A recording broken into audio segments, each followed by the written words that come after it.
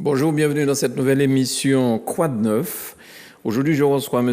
Eddy Michel Carpin, président de la Fédération des Églises adventistes de la Martinique. Bonjour M. Carpin, merci d'avoir répondu à notre invitation. Eh bien, merci de m'avoir invité. Bonjour M. Granier et bonjour également à tous les téléspectateurs. Très bien. Alors, M. Carpin, la Fédération, pendant cette période de Noël, a diffusé sur Zouk Télévision et sur d'autres médias aussi 15 émissions de 30 minutes, le pouvoir de l'espérance. Est-ce que c'est une nouvelle façon de prêcher, de gagner des âmes? Parce que par rapport au confinement, par rapport au couvre-feu, par rapport à la situation avec la pandémie, c'était peut-être plus compliqué de faire des émissions en temps normal. Les églises, la jauge était un petit peu... C'était pas beaucoup de personnes. Alors tout à fait. Le contexte social, je dirais, le contexte sanitaire, c'est vrai, nous a contraints durant une certaine période à fermer les églises. Ensuite, on les a réouvertes, mais avec le confinement, c'était très compliqué. Il y avait des distanciations. En fait, ce n'était pas simple. Ouais. Toutefois, nous étions quand même sur les réseaux sociaux et je pense qu'en fin d'année, on a voulu vivre une nouvelle expérience. Et nous avons justement, compte tenu des liens que nous avions commencé à tisser, nous avons voulu poursuivre et vivre cette expérience avec les auditeurs de Zouk TV et leur apporter également des paroles d'espérance. Donc oui, ce n'est pas forcément une nouvelle manière de prêcher l'Évangile, puisque l'Évangile, dans notre conception, doit être prêché par tous les moyens. Donc, mais avec vous, oui, c'est une nouvelle expérience. En tous les cas, oui. Est-ce que vous êtes satisfait du résultat? Est-ce que vous avez eu des retours de ces 15 émissions de la part des gens qui ont vu? Parce que c'est une façon aussi, quelque part, j'ai envie de dire, de gagner d'autres personnes qui n'étaient peut-être pas encore intéressées par peut-être les adventistes ou ce genre de message. Alors, il est vrai que c'est une nouvelle manière pour nous également de contacter et d'entrer en contact avec le public martiniquais. Oui, avec ceux qui peut-être ne nous connaissent pas forcément, avec ceux qui ne connaissent pas forcément le message adventiste. Donc oui, tout ce que vous avez cité, c'est tout à fait juste. Grâce à la ligne verte que nous avions installée, ceci nous a permis également d'avoir un certain nombre de retours. Et effectivement, beaucoup de vos auditeurs nous ont contactés, nous ont demandé de prier avec eux, nous ont posé un certain nombre de questions. Donc, l'objectif, en quelque part, a été atteint.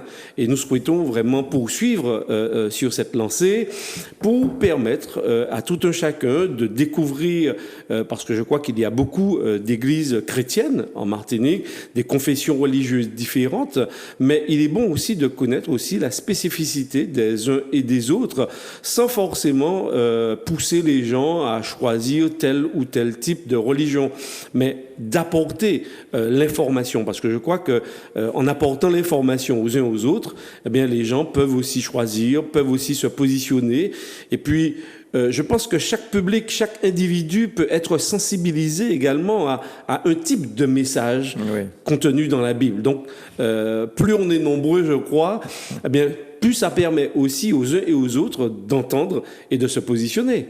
D'accord. Alors, c'est vrai que... Est-ce que vous pouvez expliquer, je fais une digression un petit peu, est-ce que vous pouvez expliquer aux téléspectateurs de Zouk TV, vous, c'est pas le dimanche, c'est le sabbat, c'est donc le vendredi.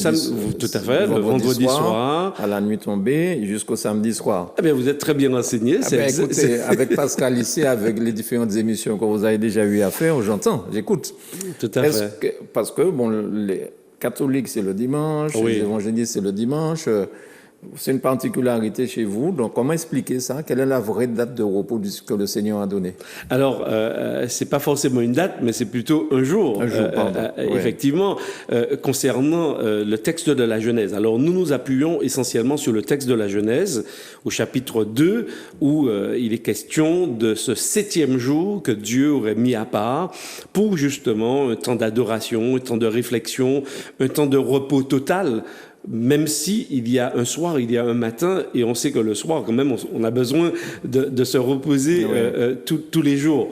Mais c'est un temps spécial. Alors c'est vrai qu'au fil du temps, c'est vrai que le peuple juif a été aussi celui qui a été porteur un peu de ce 7e jour, de ce Shabbat. D'ailleurs, il le respecte encore aujourd'hui. Et puis avec la chrétienté, il y a eu un certain nombre de persécutions entre les nouveaux chrétiens qui sortaient du judaïsme avec les juifs, et parfois ils ont voulu se distinguer, se démarquer, et avec le temps, c'est vrai que le sabbat est tombé le dimanche. Et parce qu'effectivement, le Seigneur était sorti du tombeau le dimanche, et petit à petit, cela a bifurqué ainsi. Et particulièrement lorsque Constantin s'est converti au christianisme, c'est vrai que là, les soldats, les païens, entre guillemets, de l'époque, qui ne connaissaient pas le christianisme, eh bien, sont entrés en masse dans le christianisme, et c'est ainsi que petit à petit, cela a bifurqué. Mais il faut savoir qu'avec la Réforme, avec Luther, avec les anabaptistes, la question du 7e jour est revenue à l'ordre du jour. Oui. Et c'est vrai que certains réformateurs ont dit à Luther, mais aussi à Calvin, qu'ils n'avaient pas été jusqu'au bout de la Réforme pour revenir à ce respect du 7e jour. Donc c'est vrai que parfois, bien sûr, il y a des tensions théologiques sur ces questions, mais ce qui est important pour nous, c'est, en tous les cas en tant qu'adventistes, ce n'est pas de condamner, mais c'est d'attirer l'attention de notre point de vue sur ce que Dieu demande. Maintenant, je respecte tous ceux qui adorent et qui se reposent un autre jour. Mais c'est vrai que notre façon d'adorer le 7e jour, nous cessons aussi toute activité. Hein. Oui, on est exactement un petit peu comme les Juifs qui ferment leurs magasins, qui ferment leur commerce, etc. Leur travail, en fait, ils s'arrêtent le vendredi soir au coucher du soleil, et ils peuvent reprendre des activités, entre guillemets, des activités personnelles à partir du samedi soir au coucher du soleil. Donc c'est vrai qu'on fonde en fait cela dans le texte biblique, et nous croyons également, puisque vous me posez la question, que ce sera quand même une question déterminante par rapport à notre lecture de l'histoire de l'humanité, de notre histoire. Et nous croyons qu'à un moment donné, c'est vrai que ce sera certainement une question extrêmement importante de positionnement des uns et des autres par rapport justement à ce que Dieu demande dans le cadre du conflit dans lequel nous sommes entre le bien et le mal. Et le mal. Alors, c'est bien d'avoir ces explications de votre part. Vous êtes président de la Fédération des Églises adventistes, donc vous êtes vraiment très haut niveau, j'ai envie de dire. Oui, d'un point de vue humain, oui. mais d'un point de vue ecclésial, je dirais que plus nous avons des responsabilités, plus nous sommes censés être serviteurs. D'accord. Donc, c'est dans le sens inverse, en fait, mais c'est vrai, d'un point de vue de la société, quand on parle du président, on voit celui qui est responsable, celui qui a beaucoup d'influence, mais en fait, d'un point de vue ecclésial, nous sommes, plus on a des responsabilités et plus on est serviteur. On est serviteur des serviteurs. D'accord. Alors, je profite de votre savoir sur ça pour vous poser la question sur la dîme. Voilà encore une question qui revient chaque fois. Pourquoi faut-il donner de l'argent? À quoi sert cet argent? C'est utilisé comment par les pasteurs, par l'Église catholique aussi, hein? Donc, cette dîme, est-ce qu'elle a été instituée aussi par l'Évangile dans la Bible? Alors effectivement, quand on regarde l'Ancien Testament particulièrement, on voit que dans la structure même du peuple d'Israël, il y avait des Lévites, et c'est vrai que Dieu avait donné un certain nombre d'instructions pour ceux qui n'avaient pas d'héritage en biens terrestres, en biens, je dirais, parce qu'ils n'avaient pas de terre ou de territoire à eux, et Dieu avait institué tout un système que les Israélites, justement, ramenaient au temple des offrandes, ils apportaient également la dîme, et cet argent permettait justement à tous ces Lévites, et avec leurs femmes, avec leurs enfants, eh bien, de vivre. Et donc, ce principe, effectivement, s'est poursuivi au niveau de l'Église chrétienne, Alors c'est vrai qu'avec les apôtres, il y a certains qui ont continué à maintenir leurs propres activités. Et d'ailleurs, l'apôtre Paul dira lui-même qu'il pourrait en bénéficier comme les autres. Donc ça veut dire qu'il y a certains qui bénéficiaient apparemment de la dîme, des offrandes. Et lui, il a préféré maintenir son activité. Et au fur et à mesure que l'Église s'est développée, des hommes se sont consacrés entièrement à la prédication de l'Évangile, au service justement de la communauté. Et on a mis en place, c'est vrai, la dîme. Alors dans l'Église adventiste, on parle beaucoup plus de dîme, on parle de la quête au niveau de certaines autres églises. Alors le principe de la dîme, comme je vous l'ai dit, pour nous, il est biblique. Et donc on rappelle justement à tous, y compris à nous-mêmes, puisque nous sommes censés remettre la dîme. Donc c'est pas que les fidèles, mais nous aussi, nous remettons la dîme, parce que nous considérons en fait que nous sommes des gestionnaires. Dieu nous confie un certain nombre de biens et nous les mettons à son service. Donc s'il y a des biens matériels, il y a des biens aussi en capacité, en dons, en talents, etc. Et donc oui, nous réservons une partie de nos revenus et cet argent est utilisé au niveau de l'Église adventiste. Alors c'est très bien structuré dans l'Église adventiste parce qu'en fait... Un peu moins bien dans les autres églises, vous pensez Alors, au niveau de la gestion des fonds, c'est vrai que c'est très bien structuré parce que la dîme n'est utilisée que pour payer tous ceux qui se donnent à temps plein dans le service. Alors que ce soit les pasteurs, il faut savoir que ce ne sont pas que les pasteurs qui sont payés par cela. Lorsque nous avons, par exemple, nous avons une radio, ceux qui travaillent au niveau de la radio, nous considérons que c'est de l'évangélisation. Donc, ils sont rémunérés également par le biais de cette dîme. Au niveau des écoles également, nous avons des professeurs dans nos écoles qui enseignent la Bible, etc. Donc, toutes ces personnes qui consacrent leur vie à l'enseignement de la Bible ou à partage de l'Évangile, les secrétaires, par exemple, au bureau de la Fédération adventiste, etc., toutes ces personnes qui nous accompagnent dans la mission sont rémunérées, effectivement, par la dîme. Donc, la dîme, c'est 10% des revenus. Donc, quel que soit, c'est un peu plus équitable que les impôts, parce que c'est 10% des revenus. Parfois, au niveau des impôts, ce sont des tranches. Et c'est vrai que la tranche, parfois, quand on est au plus bas dans la tranche, c'est vrai qu'on paye comme celui qui est au plus haut dans la tranche. Donc, c'est vrai que c'est un peu plus équitable. Et donc, mais il faut savoir que nous ne faisons aucune pression sur nos membres d'église par rapport à cela. Nous les invitons, dans leur relation avec Dieu, à remettre la dîme. Et puis, les offrandes, eh bien, là, il n'y a pas de montant fixe sur les offrandes. C'est en fonction du bon vouloir, de ce que la personne ressent dans son relationnel avec Dieu, de ce que Dieu lui donne, lui accorde. Et donc, les offrandes, par contre, nous permettent à réaliser des constructions, par exemple, à acquérir des biens meubles, immeubles, etc., en terrain. Et c'est vrai qu'il y a une vraie distinction chez nous entre la dîme et les offrandes. D'accord ? Donc, c'est un peu comme ça que ça fonctionne. Et dans toutes les églises adventistes, en fait, ça fonctionne comme cela. Et pourquoi je vous disais que c'est un peu différent ? Parce que, en fait, nous avons aussi un barème de salaire chez nous en tant que pasteur. Donc, c'est pas en fonction du nombre de membres, mais c'est plutôt fonction, on a des règlements par rapport à cela. C'est très rigoureux. D'ailleurs, chez nous aussi, nous avons des experts comptables, on a des commissaires aux comptes qui contrôlent nos comptes à partir justement de ces règlements. Parce que ce n'est pas parce que je suis président que je consomme tout l'argent de la fédération pour mes biens personnels. Non, j'entre dans un cadre et il y a des vérificateurs également de l'Église adventiste qui viennent contrôler pour savoir si au niveau de la fédération adventiste en Martinique, on respecte les règlements de l'Église adventiste mondiale. Donc vous voyez, on fait pas n'importe quoi avec l'argent. Non, voilà. Tout à fait.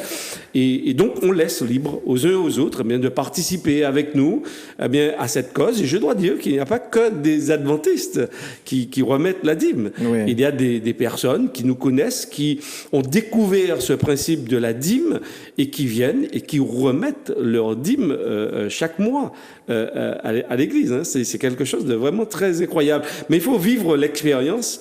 En parler, c'est vrai, c'est très bien, mais il faut vivre l'expérience. Et moi, je pratique la dîme non pas parce que mes parents me l'ont enseigné, parce qu'effectivement j'ai reçu cette éducation, mais parce que je l'ai vécu. Mais je ne pourrais pas vous l'expliquer parce que c'est quelque chose qui est inexplicable. Moi, je me souviens, j'étais encore étudiant quand j'ai vécu cette expérience, et je me disais, bon, puisque mes parents remettaient déjà la dîme, alors c'était pas utile pour moi de remettre la dîme. Donc, j'ai dit à Dieu, dans ma prière, je lui ai dit, écoute, c'est pas forcément utile de faire ça. Mes parents le font. Et puis, j'ai dit, ok, je vais pas remettre. J'ai observé que sur 2 mois, j'avais des trous dans mes finances. J'ai dit, ok, d'accord. J'ai dit, les 2 prochains mois, je remets la dîme. J'ai remis la dîme. Alors, c'est pourquoi je vous dis que je peux l'expliquer parce que je l'ai expérimenté, mais mathématiquement parlant, je ne peux pas vous expliquer comment mes comptes étaient à jour. Et après cette expérience, j'ai dit, OK, j'ai pas besoin d'aller plus loin, je vais pas me poser trop de questions, je fais confiance à ce Dieu qui me dépasse en intelligence et en sagesse, mais pour moi, c'est vraiment un retour par rapport à ce que Dieu fait pour moi, par rapport aux bénédictions que je reçois. Et donc, c'est ainsi que, personnellement, en tous les cas, je le vis, et j'essaie aussi de l'enseigner dans ce sens-là. Alors, dernière question rapide, puisque le temps est fini. Est-ce que vous estimez que cette pandémie, c'est une punition de Dieu? Ah non, pas du tout. Non, pas du tout.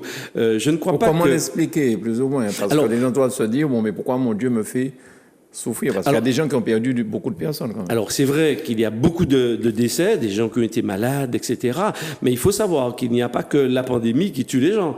Il y a la guerre également. Oui. Et nous savons, en suivant l'actualité, que la COVID-19 n'est pas le résultat de Dieu. Et il est le résultat également des manipulations génétiques des hommes. Oui. Donc, c'est vrai qu'il est bien beau de dire que Dieu est responsable de tout. Oui, il est souverain. Mais Dieu aussi dans notre croyance, fait confiance aux hommes. Il leur a donné de l'intelligence et de la sagesse pour pouvoir être de bons gestionnaires. Et je crois que malheureusement, on ne se montre pas à la hauteur de l'intelligence et de la sagesse que Dieu nous donne. Et plutôt que de faire du bien autour de nous, souvent, parfois, on essaie de réguler un certain nombre de choses par les guerres, parce que quand on regarde l'histoire, les guerres ont régulé également l'économie. Bien sûr. Donc, les naissances, etc. Donc, ça fait quand même quelque temps qu'il n'y en a pas eu de vraies guerres mondiales, je dirais.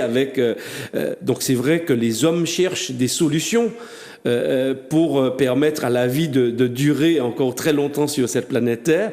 Ce n'est pas forcément notre lecture. Je crois que ce n'est pas le résultat de la volonté de Dieu. Je crois que l'homme y est pour beaucoup.